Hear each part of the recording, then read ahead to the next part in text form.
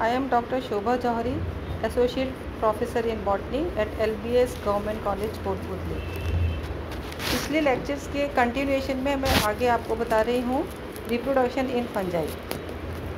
After reaching a certain age of maturity, mycelium accumulates reserve food and it starts reproducing. एक certain stage of maturity पहुँचने के बाद mycelium में reproduction start हो जाता है। ये 3 प्रकार का होता है: vegetative, asexual and sexual. Some scientist include vegetative and spore formation under asexual और सोमेटिक रिप्रोडक्शन। कुछ साइंटिस्ट स्पोर फॉर्मेशन रिप्रोडक्शन को भी एसेक्सुअल रिप्रोडक्शन या सोमेटिक रिप्रोडक्शन के अंतर्गत मानते हैं। Reproduction is a vast feature, so it will be discussed separately in each class of fungi. ये बहुत ही बड़ा विषय है रिप्रोडक्शन, तो इनको हर एक क्लास के साथ अलग से डिस्कस किया जाएगा। इसके बाद हम आ जाते हैं क्लासिफिकेशन पे। क्लासिफिकेशन जनरली लोअर फंजाई एवं हायर फंजाई के आधार पर किया जाता है। लोअर फंजाई में काइट्रीडियोमाइसीटीज़, हाइपोकाइट्रीडियोमाइसीटीज़, प्लाज्मोडियोफोरोमाइसीटीज़ एंड oomaइसीटीज़ आते हैं, जबकि हायर फंजाई में एस्कोमाइसीटीज़, बेसिडियोमाइसीटीज़ एंड फॉर्म क्लास डिट्यूरोमाइसीटीज़ आता है।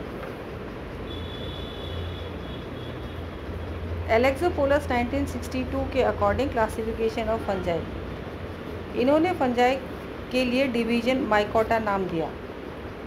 इस डिवीज़न माइकोटा के अंतर्गत सब division Myxomycotina and subdivision Eumycotina दिया। सब डिवीज़न मिक्सोमाइकोटिना के अंतर्गत non green thallus multinucleate mass of protoplasm called plasmodium like organisms रखे।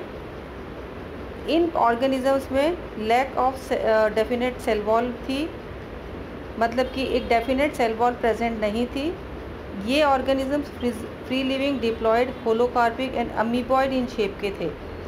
स्पोर फॉर्मेशन बाय मियोसिस था and all free living slime moulds are placed in Myxomycetes. मतलब Myxomycotina के अंतर्गत सारे non green thallus वाले plants रखे गए जो कि मल्टीन्यूक्लिएट थे और जिनका प्रोटोप्लाज्म में कई न्यूक्लियाई थे। इसका एग्जाम्पल है प्लाज्मोडियम। इस प्रकार के ऑर्गेनिज्म में एक डेफिनेट सेल वॉल का अभाव होता है। ये फ्री लिविंग होते हैं, डिप्लॉयड होते हैं एंड होलोकार्पिक होते हैं।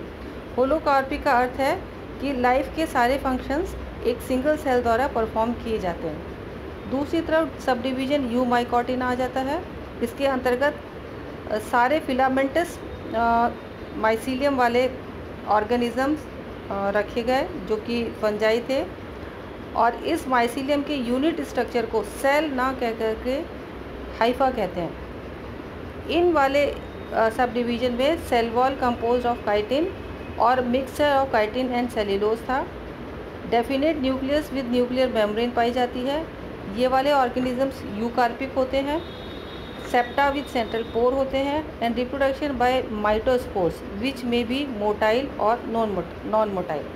रिप्रोडक्शन माइटोस्पोर्स के द्वारा होता है जो कि चल भी हो सकते हैं और अचल भी हो सकते हैं।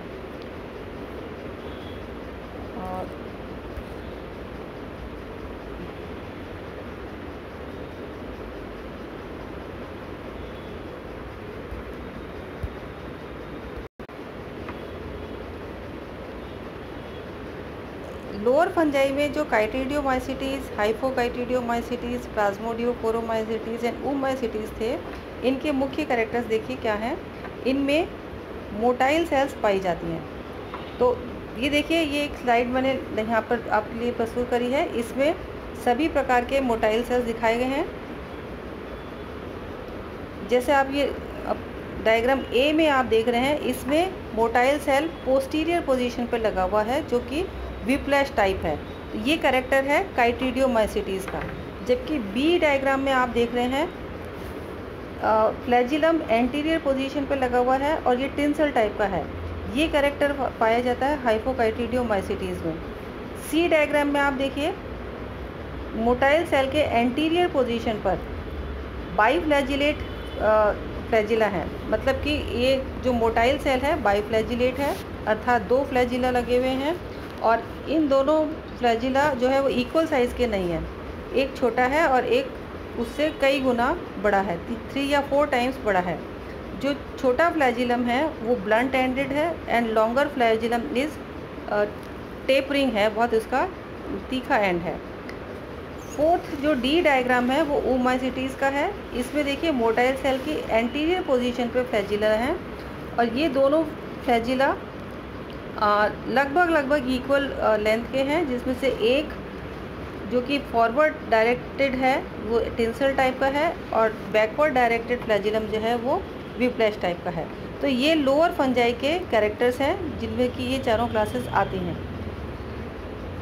नेक्स्ट स्लाइड में आप देखिए ट्रू स्लाइम मोल्ड्स, इसको दिखाने की कोशिश करी है कि स्लाइम मोल्ड्स कैसे होते हैं। ये देखिए, इसमें एक डेफिनेट सेल वॉल नहीं होता है, मल्टी न्यूक्लिएट सेल ऑर्गेनिज्म है और ये सारे जो न्यूक्लियाई हैं डिप्लॉयड होते हैं।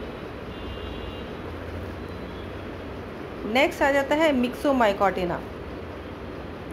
जो ऊपर हमने क्लासिफिकेशन पढ़ा है उसी को ही हम थोड़ा डिटेल टाइप में और पढ़ेंगे। Myxomycotina, true slime moulds are included in Myxomycotina. ये स्लाइम मोल्ड्स दो प्रकार के होते हैं, acellular and cellular. Somatic phase of acellular type is plasmodium while cellular type is pseudoplasmodium. It is an amoeba-like organism termed as myxoamoeba. These do not fuse in aggregation. ये आपस में मिलते नहीं हैं और एक amoeba-like organisms का association है.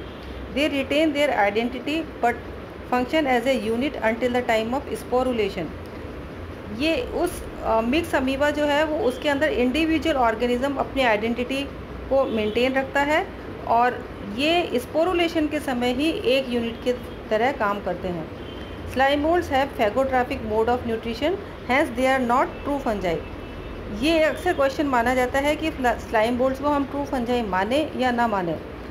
तो इसका आंसर ये है कि ये ट्रू फंजाई नहीं है, क्योंकि इनका मोड ऑफ न्यूट्रिशन फैगोट्रॉफिक है, इसलिए ये ट्रू फंजाई के अंतर्गत नहीं आ सकते।